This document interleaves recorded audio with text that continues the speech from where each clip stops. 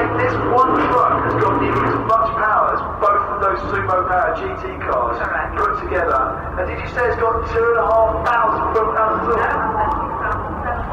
2,007 foot-pounds of torque. That is an outrageous figure. No wonder he's got 5 tons going sideways. You've got to get some trackside, folks, if you're not seeing this.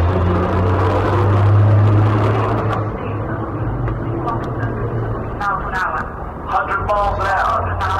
And is that on track?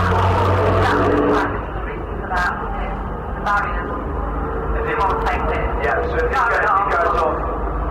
So is that in a race situation? Whoa, look at that, folks! That is outrageous!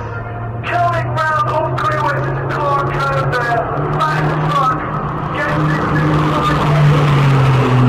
Here's Kate saying that this thing's got 1,100 brake horsepower. As we all know, it's not all about brake horsepower. It's about the like I said, I came with the Truck Grand Prix here years ago. I'm not going to say how long ago because I'm giving away my age. Look at that! Drifting in a race truck. That's what we like to see. So who's driving that then? Matt Summerfield. Matt Summerfield. And you guys are all from, what's the name of the team?